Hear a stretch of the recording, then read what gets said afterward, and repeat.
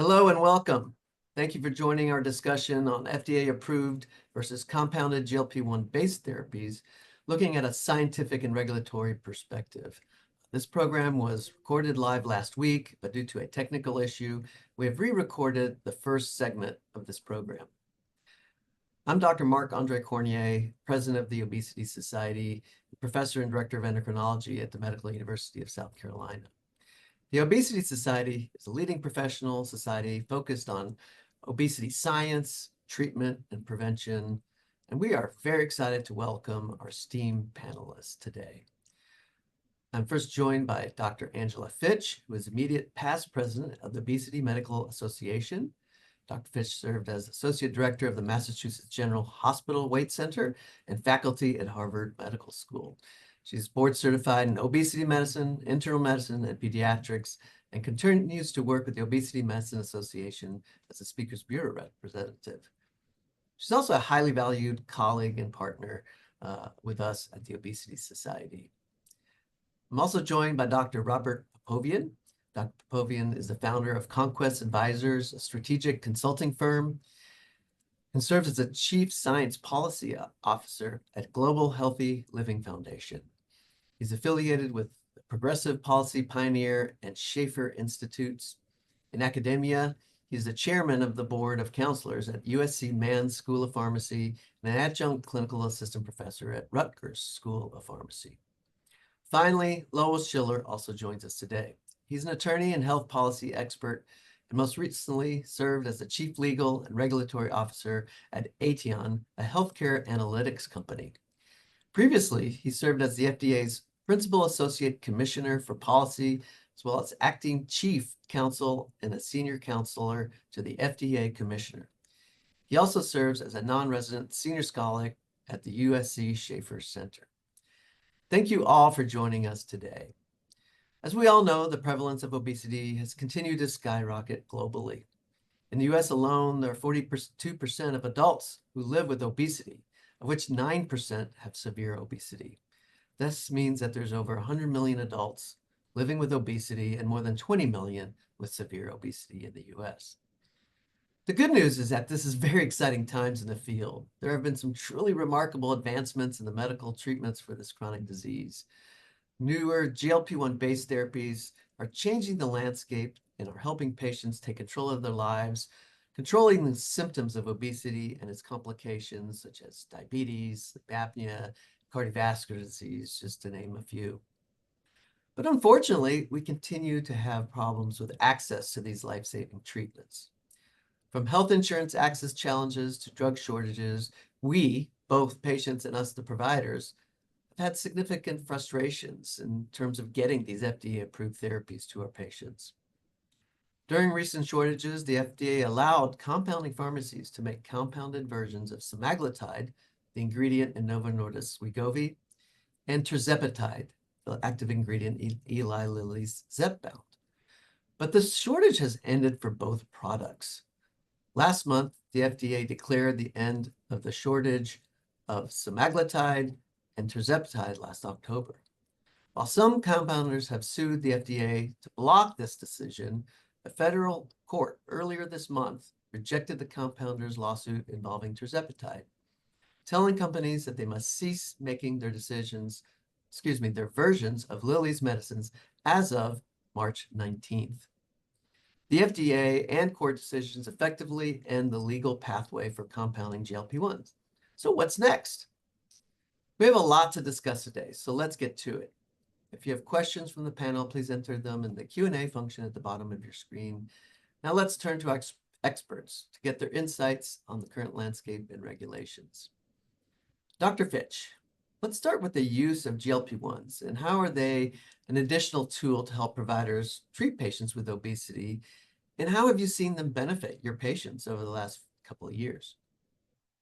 Yes, Mark, thank you so much. And thank you for having me. And thank you to the Obesity Society for hosting this panel. It is very important. They really are game-changing, life-changing medications for patients. And I say that because, as you know, Mark, I mean, this has been, GLP-1 started almost 20 years ago now, so it's not something necessarily new, but our companies have gotten so much better at at refining them in terms of making them more and more effective as it relates to obesity treatment. Our older medications were twice a day and then once a day injections. And now, we have weekly injections, which can help patients with compliance, help patients, be able to take them regularly. And, really the difference is that this is about the health of it, as you mentioned, and not just the weight of it, right? Because these medications not only help with obesity treatment and help patients, from a weight management perspective, but they're also treating those other diseases that you talked about. We have now data on sleep apnea. We have data on the improvement of osteoarthritis.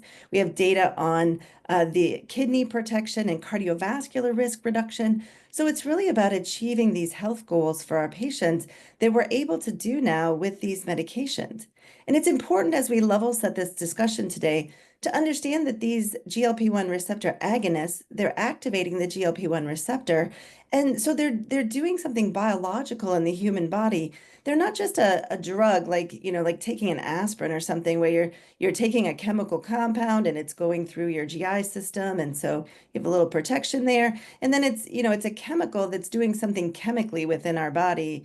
These are actually, mimicking GLP-1, to activate that receptor.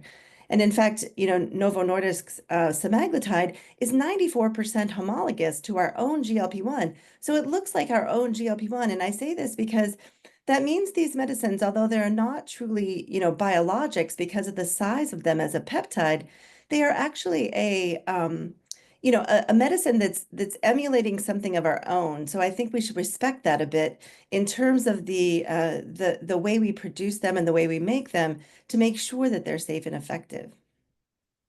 Oh, that's great. So as we have seen over the last number of months and year, the whole issue with compounding has come up. And so what's different about the compounded versions versus the, Lilly and Novo Nordisk FDA-approved versions? I think the real thing that we've been trying to stress, all along, through our statements and through our societies, right, is that the active pharmaceutical ingredient, the thing that is being put into the compounded medications, is not exactly the same as the version that Novo Nordisk and Eli Lilly are producing. Those two companies have researched this product for, 10 years or more. In the case of semaglutide, many more years than that even, and have developed pharmaceutical production processes to know that they're producing medication that is safe and effective because that API was used in the research studies, right? They made the product and they used it in the research. And the issue is that we don't have a generic active pharmaceutical ingredient. We don't have a truly generically approved base pharmaceutical product to put into the compounding. For most of our compounding that we use in the United States, right, it's about, changing the something else about the product. So we have a generic product that a compounder can buy and put into the compounding product. If you're compounding testosterone, let's say, you can buy testosterone as a generically approved medication and use it to make it into a compound that maybe a patient needs, or maybe a patient needs some of the dyes taken out of it because they're allergic to that. And that was really the main purpose for compounding. But again, because we don't have the same exact active pharmaceutical ingredient that is made by the companies that develop these drugs, we just don't know that alternative active pharmaceutical ingredient being made by these other companies is actually the same as the active pharmaceutical ingredient that is originally made. In fact, for semaglutide, for example, Novo Nordisk uses a biopharmaceutical process, which is starting with Saccharomyces, which is a yeast, and then it's producing this peptide because these are peptide protein molecules. This is protein biochemistry. It's not just, chemistry itself. It's actually a biopharmaceutical process. Whereas the other companies that are making the active pharmaceutical ingredient are using a synthetic process. And that might be the same. They might be the same safety and efficacy, but we don't know because that synthetic process has never been tested in humans. In fact, I say, what I said long ago, that I feel that this is the largest uncontrolled, unconsented human experiment of our time, because patients don't know that there's this difference in the active pharmaceutical ingredient, and we haven't had clinical testing on that actual different production process. So do we know it's the same? Do we know it's safe and effective? It might be, but it might not be. And usually we don't use the words might when we're talking about giving ourselves medication that could potentially have an adverse effect in 5 years or 10 years or something to the like. So if we had, research on that active pharmaceutical ingredient, or if we were using the same stuff, that Novo Nordisk and Eli Lilly were producing, and we were adding that to compounding, that would be a different discussion. But because this active pharmaceutical ingredient is not exactly the same as the original product, that's where I think we're concerned about that and what that's going to mean in the long run. Dr. Popovian, as a PharmD, do you agree with Dr. Fitch's assessment of compounded drugs and how they differ from FDA-approved drugs? Is this compounding that we're doing? This is mass manufacturing, frankly, and unregulated manufacturing. And I was very transparent about my letter when I sent to the FDA that compounding is being bastardized to a certain effect to the benefit of certain organizations to make money. We can have a different discussion about access and affordability and all these things. That's a different issue. But if we're talking about compounding, this is not compounding. And I want to go back and reflect upon something happened about 15, 16 years ago in Massachusetts with the corticosteroids, right? Methylprednisolone, I think, was being manufactured in supposedly a compounding pharmacy, but it was pseudo manufacturing. What ended up being is hundreds of people died because of it or suffered. And again, we need to go back to the principle of compounding, which is very important, and it's something that needs to be preserved. But this is not compounding, what we're discussing here. And this is not the same thing as generic drugs either, correct? Not at all, because generic drugs are regulated by the FDA. As Dr. Fitch talked about, the API is regulated. It's approved by the FDA to be able to be manufactured as such. So we don't know where it's coming from. We don't know where it's going, how it's being manufactured. But more importantly, this is not compounding. And my worry has always been that people, and there are regulators out there that are trying to throw in the entire compounding profession out the door. And this is going to give them fodder to be able to do that. And it's going to be a shame for patients. And when patients are going to need it the most, they're not going to have the ability to be personalized medicines. So what is the proper role for compounding? What's the idea? Look, when I was an intern, I did some compounding. Methadone clinics do a lot of compounding because it has to be personalized. The dosing has to be personalized for the patient who's being weaned off of narcotics. I've done compounding for hormonal therapies that really need to be, because there's no way an FDA can approve every single product or go through a clinical trial, every single product that is imaginable that the patient needs. Certain patients also have some allergies to certain medicines that are additives into the drug. So again, that is the proper way of doing it. Individualized, personalized care for the patient who is in front of you as a pharmacist, who's going to require you to be able to compound. But this is not compounding. Dr. Fitch, again, as a clinician, do you feel like your patients know enough about the risks of taking compounded medications to treat specifically obesity or diabetes? Yeah, and that's why I said, I feel like it's, an unconsented, uncontrolled experiment, because when I do clinical research, as you do, Mark, when we do a research trial, there's a lot of documentation, there's a lot of follow-up, there's weekly visit, it's very regulated, and patients willingly enter a research trial for the purpose of advancing research and the purpose of sometimes, accessing treatment, et cetera. But that's in a controlled fashion where we can monitor things and make sure things are done appropriately. And patients today oftentimes are being sold things that says same active ingredient as Wegovy or Zepbound. And it's not exactly the same as Robert mentioned. I mean, the APIs being made by other companies and sometimes in different production methods. Semaglutide by Novo Nordisk is made as a biopharmaceutical process, starting with Saccharomyces, which is a yeast, and then the end product comes out. It's thought that at least the people that are making it otherwise are doing it in a synthetic fashion. It might be the same. It might be as safe. It might be as effective, but we don't know the answer to that. And patients, again, if patients are willing to accept that, and I have many of my clinician friends that don't understand that either. We would have discussions around this, and people are like, I had no idea. I thought it was just generic, that they were just getting a generic medicine, like generic lisinopril and compounding it. Could be very important, as Robert mentioned, for someone who can't tolerate the yellow dye that's in the naturally Right. occurring product.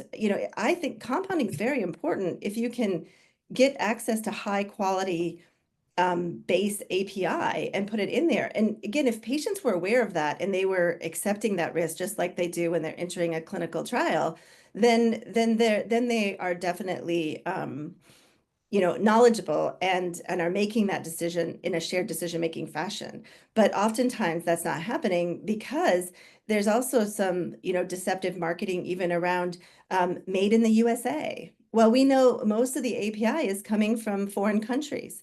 It's not made in the USA. The compounding might be happening in the USA, but the actual product itself, the actual drug treatment, is not coming from the US. That doesn't, there's all this deception going on. And then we're even seeing things like sublingual versions, which isn't even a type that needs a new drug application. Maybe, Lowell can talk about that. But the idea is this is not even a way to deliver that medication. We don't have data to show that it's safe or effective to stick it under your tongue. Right. I mean, it could cause mouth cancer, especially if it's combined with people who use nicotine. I don't know. The point is that patients don't understand. They think that there is a generic version of this medicine and people are just, putting it together for them in a vial. And then, we haven't talked about yet either, there's dosing errors when you don't have things in exactly the same, concentrations versus other. And then patients they might be getting different products every month. Like, because if you change the source API as a compounder, if the compounder has to change the source where they're getting the API from, it might be totally different than the month before. And, as we had there's a publication in our peer-reviewed journals that, they analyzed a lot of these compounded samples, and some had, no medication in them, and others had 150 or 200% of the dose that was supposed to be in there. And these medicines in particular are very dose dependent, as you know, Mark. Like, I mean, I had a patient who was supposedly taking 1 milligram of compounded product. She transferred to me. She had coverage now in her new insurance. So I'm like, great, we can switch you to 1.7 of semaglutide because, now there was actually, less of a shortage of 1.7 dose, and she could go on that dose. And she started throwing up immediately. And this was a physician who knew that she was taking supposedly 1 milligram of medication. She was doing it correctly. So there wasn't like a patient error there. But we can't even like switch people to the actual real, the actual FDA approved product because we don't know exactly what patients are getting. Right. All right, let's change the discussion a little bit more towards regulation. So, Mr. Schiller, sorry we haven't called on you yet. Tell us a little bit more about why does the FDA even approve compounding for shortages if there's question about active ingredient, et cetera? Well, thanks for the question and thanks for having me here. We talked a little bit before about the classic role for compounding, which is making products that meet a specific patient need that can't be met by the FDA-approved version, things like removing allergens. And that's a vital role in our healthcare system, but it's also a narrow one. The law also allows, and this is what you were getting to, compounding in the case of shortages. So if FDA declares that there's a shortage of an approved drug, meaning there's not enough supply to meet demand, then there's an allowance for compounding. But the rules are different depending on whether a drug is or is not in shortage. So ordinarily, if there's no shortage, then a compounded drug typically can't be what's called essentially a copy of the FDA-approved drug. there has to be some kind of a change in it that meets the specific needs of identified patients. Now, in a case when there is a shortage, then the law allows drugs to be compounded even if they are essentially a copy. Um, the idea is there isn't enough of the approved drug available to meet the patient needs. And that's what's been allowing for um, mass production of compounded versions of GLP-1s over the last 2 years. Versions that are essentially a copy, not the same as, but essentially a copy of the FDA-approved versions. But once a shortage resolves, then that authority to mass produce the copies of the FDA-approved version go away. You can still have compounding, but it'll have to be under that other authority. So it has to be compounding to meet an individual patient need, assuming you're meeting all the other requirements to do that. And there are all sorts of requirements. But again, that's a much narrower authority than compounding copies when there's a shortage. Right. And so now that the shortages have been resolved, what's next? I mean, is there room for compounding of drugs like semaglutide and tirzepatide? There may be, but as I said, it's a much narrower pathway. So the question then becomes, is there a specific need, an identified patient need, um, for a version that's different from what's being offered by the FDA-approved version? And that's going to be a patient-specific analysis, but um, oftentimes for the types of drugs we're talking about, um, there'd have to be a close analysis of that. Well, Dr. Popovian, what are there specific things that you would want to see or that might qualify a drug like semaglutide or tirzepatide to be, compounded? I'm going to go back to what Lowell said. Now that the shortage is over, we go back to what compounding is, which is personalized therapy for a patient who probably is not going to be able to take the medicine that's been approved by the FDA, right? So let's go back to that principle of doing that. But I want to also comment on something Angela said, which is the advertising. Frankly, they got me. This is, these drugs and the topic of obesity has been around as a policy issue that I've been paying attention to because it's definitely there's a direct correlation in life expectancy US and obesity rates in the US, right? So I was very interested. And when I started noticing the advertising, I seriously thought that the manufacturers had dropped their price. And I had to go look into it. And then I realized, no, it's not that. So they got me as an informed consumer of healthcare policy and economics and as a clinician. Imagine what they're doing to the average patient out there. And that's another area that needs to be discussed is that what is the promotion of these products really lawful the way it's being done? Because if they got me, trust me, they're getting the average patient much easier, Right. Well, Mr. Schiller, another question for you. What tools does the FDA have to protect our patients? Great question. So, as I mentioned, there are lots of legal requirements that apply to compounding that are set up to protect patients. And FDA is the federal agency with responsibility for enforcing them. So that would include things like the restrictions on copying FDA-approved drugs when there's not a shortage in place. There's also prohibitions on advertising and promotion for compounded drugs. They can't be promoted in ways that are false or misleading. On top of that, FDA has inspection authority, so it can make sure that the drugs are being produced in sanitary conditions, that they're using appropriate ingredients. Now, a lot of that inspection is happening at the state level by state boards of pharmacy. FDA is limited in the resources that it has, but when it's able to go in, ensuring there are sanitary conditions, appropriate ingredients is really important. And then one last thing I would say, FDA can also issue consumer alerts. So if it sees products that are not meeting the requirements, that are posing unnecessary risks to patients, it can let consumers know about that.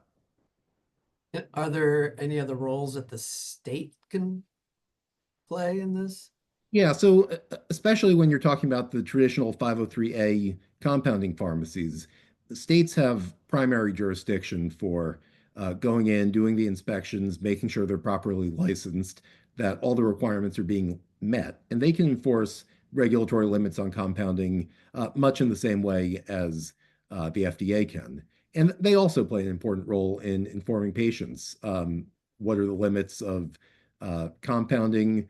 Are there products that are exceeding those limits or that are perhaps posing risks that are unnecessary given what they are? You use an acronym or some letters and numbers. Maybe Dr. Popovian, you can explain what that means for those who may not know.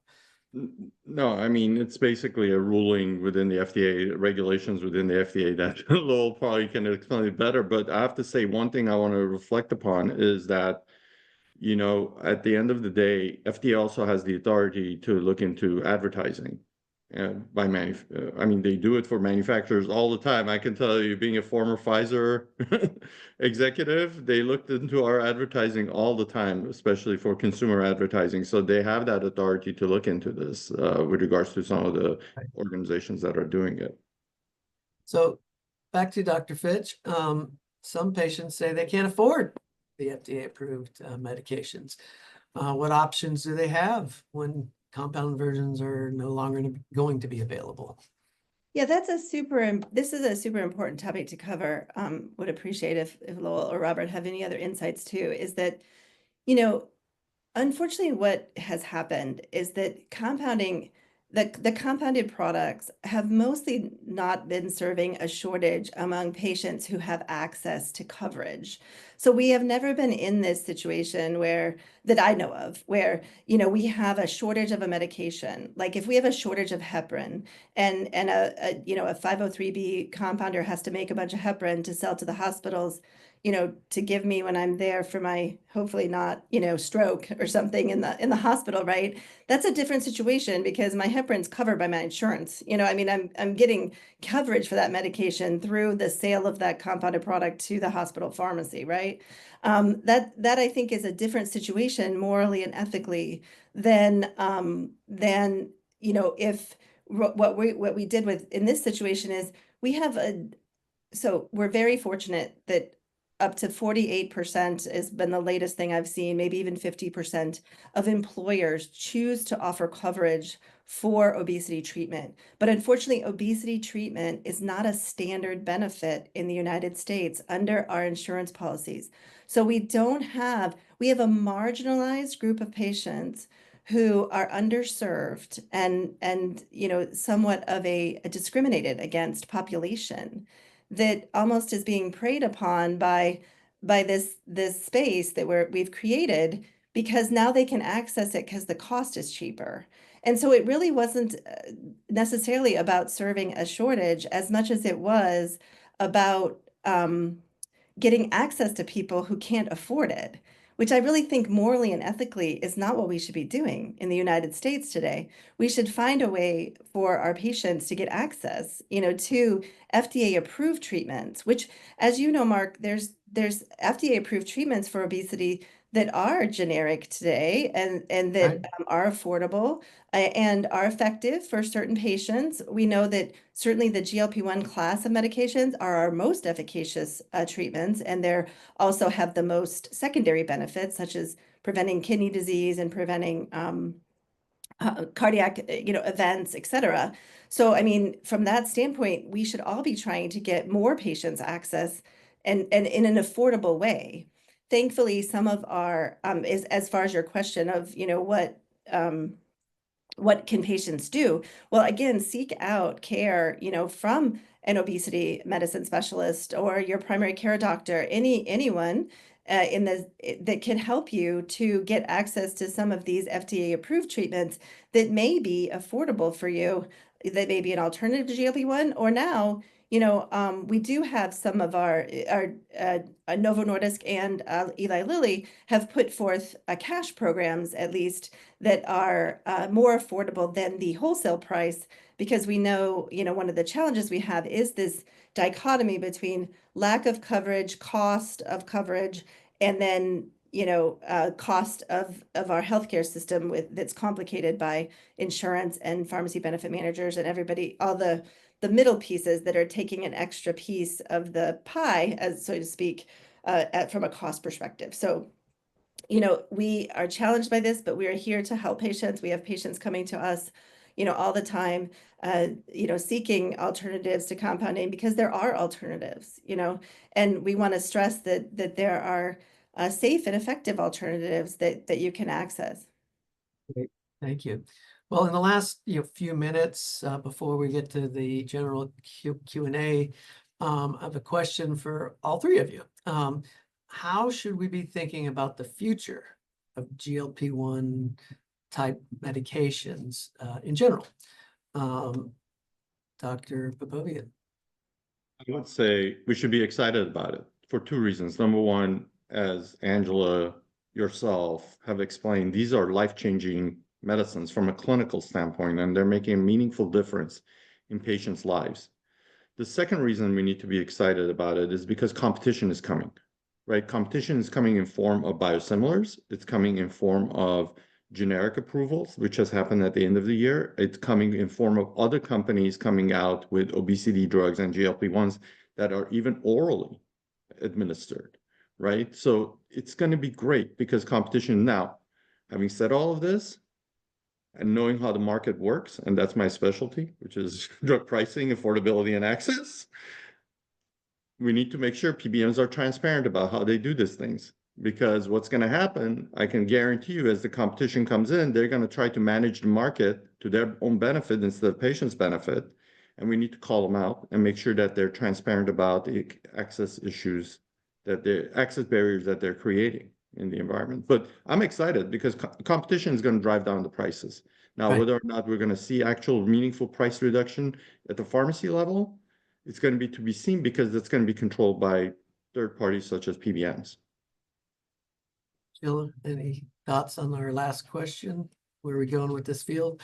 Yeah, so I would just add that as the shortages resolve, we're moving to a very different phase when it comes to compounding. As I was saying before, during a shortage, it means that versions of the drug that are essentially a copy can be mass produced by compounders. And that means that patients can expect to find, when they're looking at these drugs, that these are drugs that are trying to come as close as possible to the approved version. That doesn't mean they're exactly the same. They're manufactured often under very different legal and regulatory standards.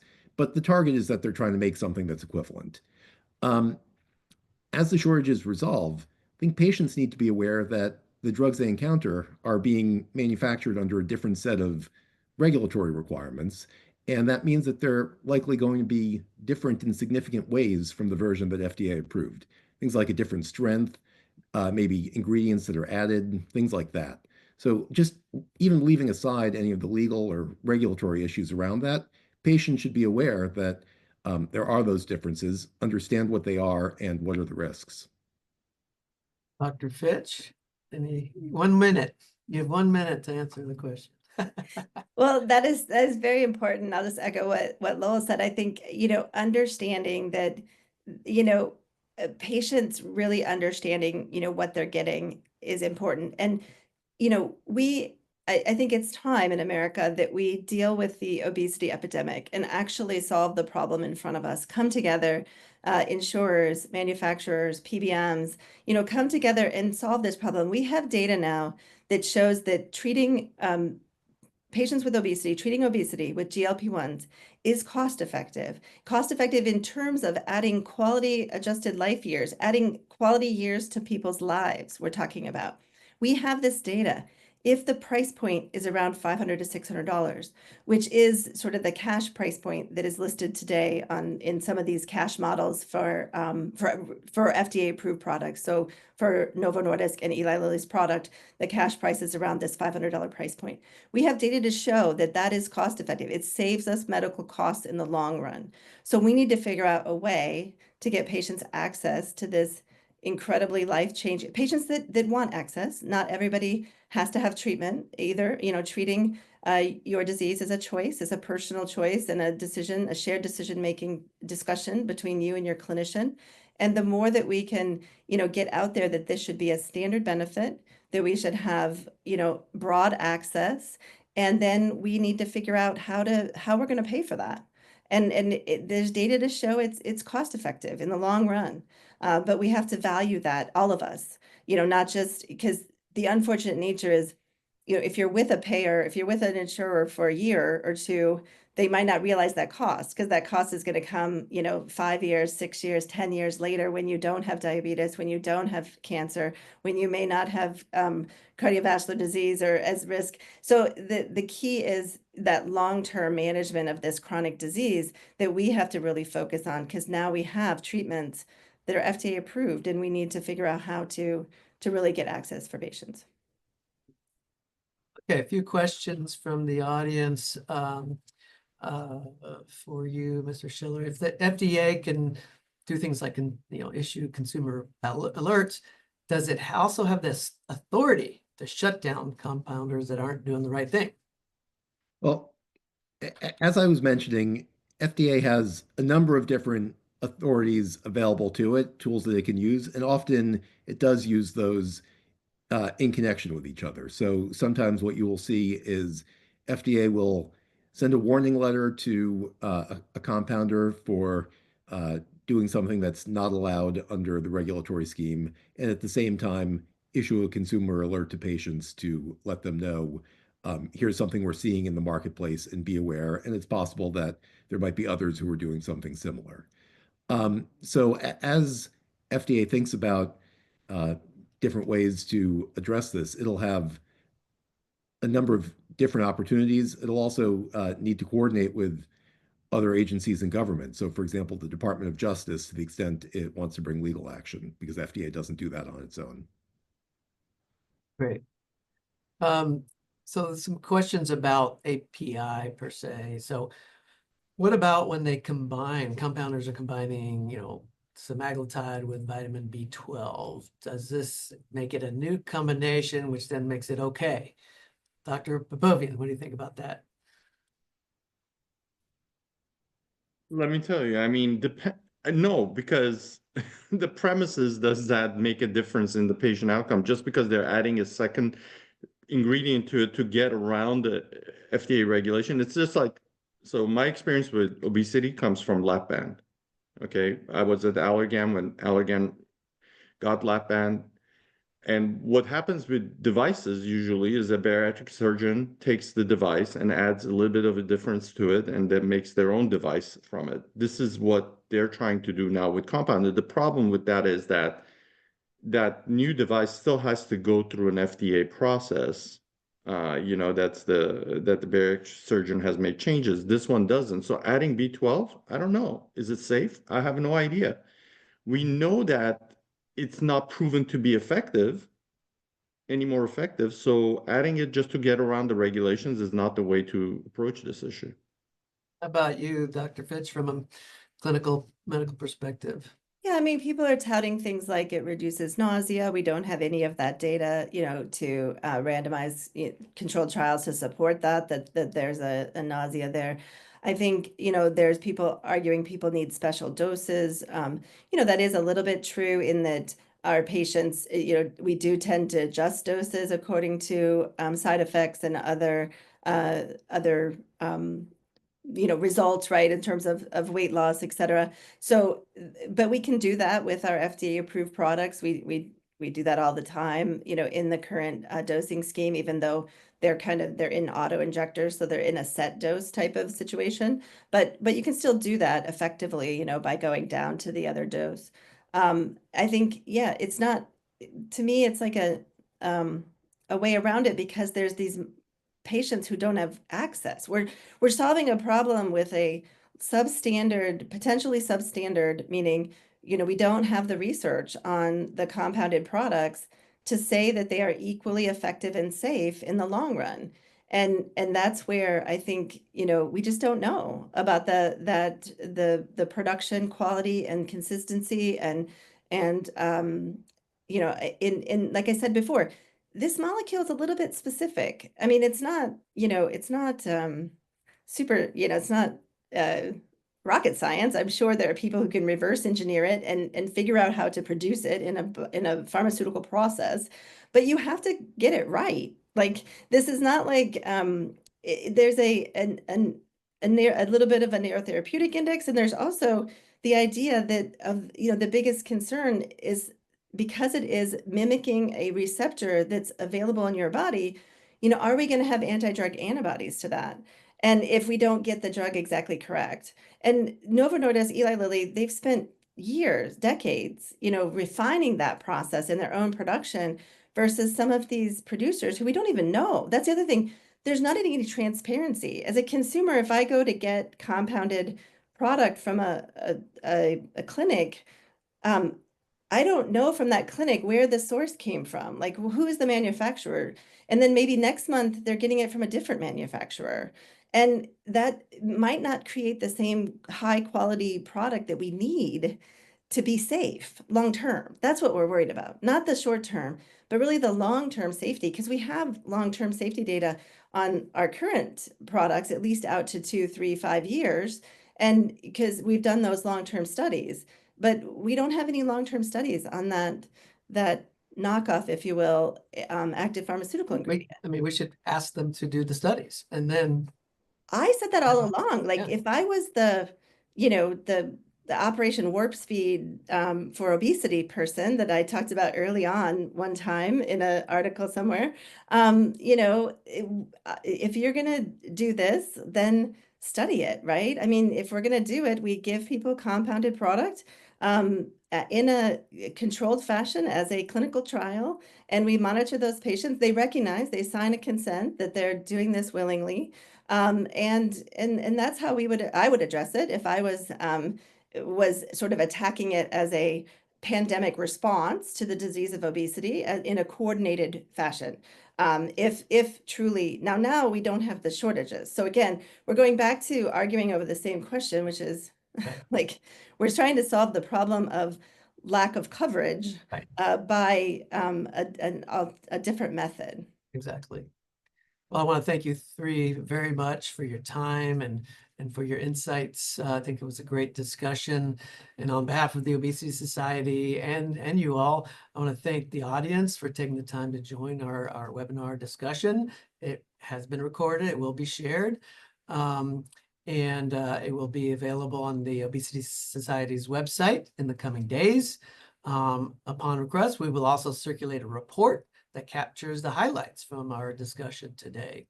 So for more information, resources related to obesity advocacy and care, we encourage you to visit our website at www.obesity.org.